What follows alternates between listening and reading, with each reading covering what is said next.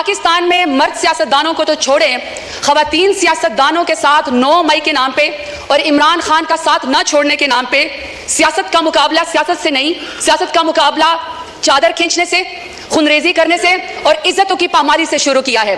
سر یہ میرے پاس رپورٹ ہے HRCP 2020 کی، سر اس کی ریسرچ کہتی ہے کہ 90% پاکستانی خواتین نے کہیں پر بھی زندگی کے کسی حصے میں ڈومیسٹک وائلنس کا وہ شکار ہوئی ہے۔ تو اسپیکر صاحب، جب 90% خواتین کہیں پر ڈومیسٹک وائلنس کا شکار ہوئی ہیں، وہاں پہ کوئی آدمی جس کا ذہنی توازن شاید درست نہ ہو اور اپنا آپ کو بڑا امپاورڈ سمجھتا ہو، میل شوونزم ہے، وہ بند دروازوں کے پیچھے کسی خاتون کے اوپر جو ہے وہ تشدد کرتا ہے تاکہ اس کی چیخیں سنائی نہ دیں۔ جب گھر کے بڑے اس کو جمع کرتے ہیں اور اس کو بلاتے ہیں کہ تم نے خاتون کے اوپر تشدد کیوں کیا، تو سر وہ بھی منہ چھپائے پھرتا ہے۔ لیکن پاکستان ایک ایسا اسلامی جمہوریہ پاکستان ایٹمی طاقت ہے جس میں نواز شریف کی ماں پہ، جس میں شہباز شریف کی ماں کے اوپر خواتین کو سڑکوں کے اوپر گھسیٹا جاتا ہے، ان کی چادر کھینچی جاتی ہے، ان کے اوپر واٹر کینن استعمال کیے جاتے ہیں، لاٹھی چارج ہوتا ہے، ان کے اوپر FIR کی جاتی ہے، چادر اور 4 دیوار کو پامال کیا جاتا ہے، لیکن کسی کو شرم نہیں آتی ہے، کسی کو شرم نہیں آتی ہے۔ اسپیکر صاحب، کہا گیا کہ جی سیاست میں سب کا حق ہے اور اس میں لکھا ہوا ہے کہ جی ٹالرنس ہونی چاہیے۔ اگر ٹالرنس ہونی چاہیے تو اسپیکر صاحب، کسی کے ساتھ تو کسی کے والد صاحب، کسی کے دادا صاحب کوئی وزیر تھے، پاکستان کی خدمت کی تھی، کہیں پر کسی کا جو ہے وہ پیری مریدی کا معاملہ ہے، کہیں پر جو ہے وہ کسی وزیر اور مشیر کے یا کسی کا کہتا ہے کہ جی میں فلانے تم انداز سردار کا بیٹا ہوں اور بیٹی ہوں۔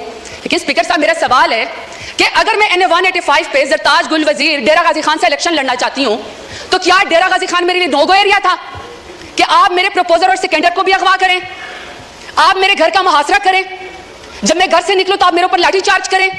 پورے ڈیرہ غازی خان نے دیکھا کہ پورے ڈیرہ غازی خان کی جتنے بھی پولیس انفورسمنٹ تھی، انتظامیہ تھی، وہ ایک سائٹ کے اوپر کھڑی تھی اور مجھے پاکستانی چوک پہ کارڈن آف کر کے اکیلا وہاں پہ کھڑا کیا ہوا تھا۔ کسی کو شرم نہیں آئی ہے، کسی کو کوئی فرق نہیں وہاں پہ پڑا۔ جب گھر سے باہر نکلو تو کہتے ہیں کہ آپ NOC دو۔ کون سے آئین قانون میں اسپیکر صاحب ہوتا ہے کہ گھر سے نکلنے کے لیے آپ کو NOC چاہیے؟ باپ دادا نے مسجد بنوائی، نمازوں کے اوپر دروازے بند کر دیے کیونکہ یہ زرتاج گل کے گھر کے سامنے جو وہ مسجد ہے۔ وہاں پہ مارکیٹ تھی تو مارکیٹ کے دروازے بند کر دیے، انہوں نے کہا عید اور چاند رات کے اوپر بھی یہاں پہ کوئی خرید و فروخت نہیں ہوگی کیونکہ شاید ہی اس مارکیٹ میں یہاں پہ زرتاج گل رہتی ہے۔ میرے خاندان کی خواتین اسپیکر صاحب شرعی پردہ کرتی ہیں۔ 10 دفعہ میرے گھر کے اوپر جب ریڈ کیا گیا، دروازے توڑے گئے، لاتیں مار کے پولیس آئی تو وہاں کے سارے وہ باپردہ خواتین گھر چھوڑ کے چلی گئیں۔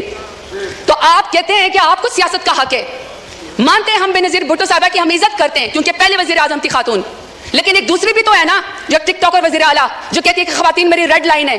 ریڈ لائن کے بعد آپ یہاں پہ قائد اعظم رحمت اللہ علیہ کی تصویر کے سامنے محترمہ فاطمہ جناح کا ذکر کرتے ہیں۔ شکر ہے اسپیکر صاحب، اسپیکر کے محترمہ فاطمہ جناح کے جو اپوننٹ تھے نا وہ ہندو تھے، وہ انگریز تھے، وہ کچھ تو وزادار تھے۔ یہاں پہ وزاداری کا مجھے عالم بتائیں، یہاں پہ آپ مجھے وزاداری کا عالم بتائیں اسپیکر صاحب کہ قائد اعظم رحمت اللہ علیہ کے پاکستان میں بھی خواتین کو سیاست کی اجازت ہے۔ یہ امریت کا ذکر کرتے نا، کل کو کہہ رہے تھے کہ جی کسی کو نکال کے آپ قبر سے پھانسی پہ لٹکا دو، تو مشرف دور میں سب سے زیادہ خواتین کو یہاں پہ ریزرو سیٹ دی گئی۔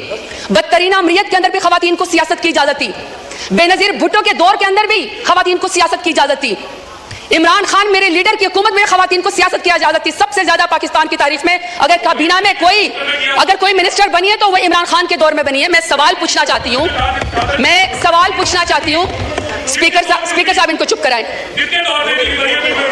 آرڈر ان دا ہاؤس، محترمہ آپ بولیں۔ اسپیکر صاحب میں صرف سوال پر یہ کرنا چاہتی ہوں کہ جب نواز شریف کا دور آئے گا، جب شہباز شریف کا دور آ گیا تو کیا خواتین کے اوپر سیاست کے دروازے بند ہوں گے؟ ہمیشہ ان کی کریکٹر اساسینیشن ہوگی؟ ہمیشہ ان کو جیلوں کے اندر ڈالا جائے گا؟ میں سوال پوچھنا چاہتی ہوں اسپیکر صاحب، میں سوال پوچھنا چاہتی ہوں کہ ریحانہ ڈار صاحبہ جو سیالکوٹ میں، جس کا تو 9 مئی سے بھی کوئی تعلق نہیں تھا، بیٹے کی سیٹ پہ الیکشن لڑنا چاہ رہی تھی، والدہ کی عمر کی ایک خاتون ہے، آپ نے یہاں پہ ایک بندے کو جتوانے کے لیے پولیس کے ذریعے اس کے گریبان میں ہاتھ ڈالا، آسمان بھی کانپا ہوگا۔ میں آپ سے پوچھنا چاہتی ہوں کہ آپ کو کون سی سیاسی برتری حاصل ہوگی ریحانہ ڈار کو آپ کو گھسیٹتے ہوئے اور اس کے گریبان میں ہاتھ ڈالتے ہوئے؟ اسپیکر صاحب، ہم نے تو سنا تھا کہ فلسطین میں، کشمیر میں مقبوضہ جگہوں پہ یہودی اور ہندو جو خواتین کے خلاف ٹارچر کرتے ہیں، ان کو ہراس کرتے ہیں تاکہ ان کو کوئی جو ہے اس کے اوپر برتری حاصل ہو جائے۔ اسپیکر صاحب، میرا سوال ہے اسپیکر صاحب کہ جب عالیہ حمزہ کو، پڑھی لکھی خاتون انجینئر ہے، جب عالیہ حمزہ کو ان کی 3 بیٹیوں کے سامنے رات کو اس کے بیڈ روم سے بالوں سے کھینچ کر مرد پولیس والوں نے سیڑھیوں کے اوپر گھسیٹا، تو میں شہباز شریف سے پوچھنا چاہتی ہوں کون سی سیاسی برتری آپ کو پاکستان تحریک انصاف کے اوپر حاصل ہو گئی؟ اب میں ڈاکٹر یاسمین راشد کا ذکر کرنا چاہتی ہوں۔ اسپیکر صاحب، ڈاکٹر یاسمین راشد ہیں، ایکس منسٹر ہے ہیلتھ کی، اور وہ اس قوم کی خدمت کر چکی، کینسر کی سروائیور ہے، ایک لیڈر خاتون ہے۔ آج وہ خاتون ایک ضمانت اس کو نہیں ملتی جو کہ بنیادی حقوق کے خلاف ورزی ہے. آپ یہ چاہتے ہیں کہ کوئی پڑھی لکھی خاتون یہاں پہ سیاست کے اندر نہ آئے, اس کے اوپر دروازہ بند کر دیا جائے. تو میں پوچھنا چاہتی ہوں فارم 47 والے وزیر اعظم سے کون سی سیاسی برتری آپ کو حاصل ہو گئی؟ اسپیکر Order in the صاحب, house. Order in the house, please.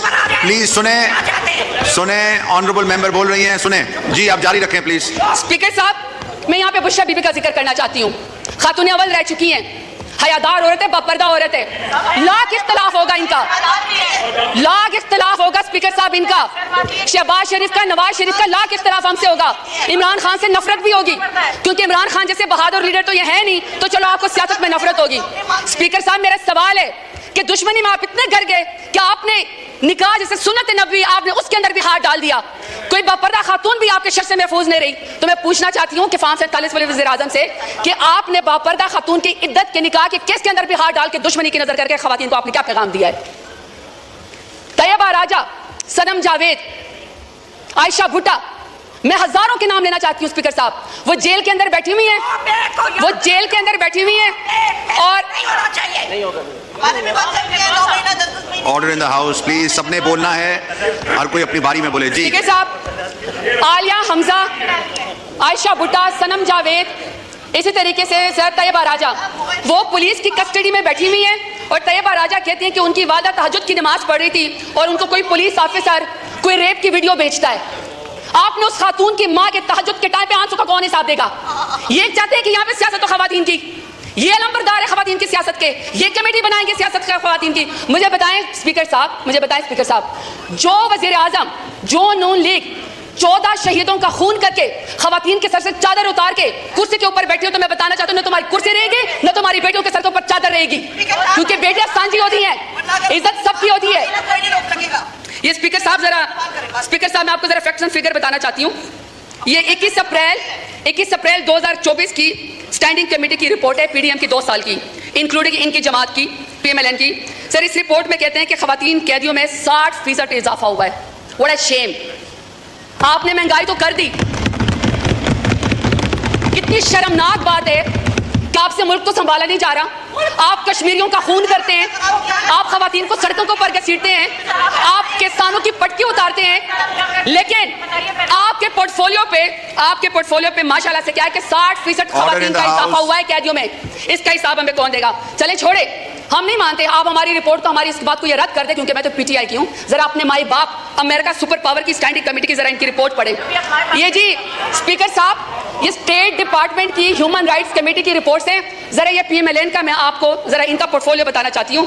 وہ کہتے ہیں ان کی نون لیگ کی پہلی حکومت کا خاصہ ہے اغوا, ابڈکشن, دوسرا ہے جعلی مقدمات, تیسرا ہے سیاسی مخالفین کا قتل, پھر ہے دور حراست جسمانی ریمانڈ, پھر ہے سیاسی کارکنان کو ہراساں کرنا, ضمانت ملنے کے باوجود دوبارہ گرفتار کرنا, ججوں پر انصاف نہ کرنے کے لیے ان کے ویڈیوز بنانا, شہریوں کی زندگی کو میں غیر قانونی طور پر مداخلت کرنا, صحافیوں کو سچ بولنے سے روکنا, احتجاج اور نقل و حرکت کو روکنا, سیاسی سرگرمیوں سے طاقت کے زور پر روکنا, اور ماشاءاللہ رشوت, بھتہ خوری اور اقربا پروی.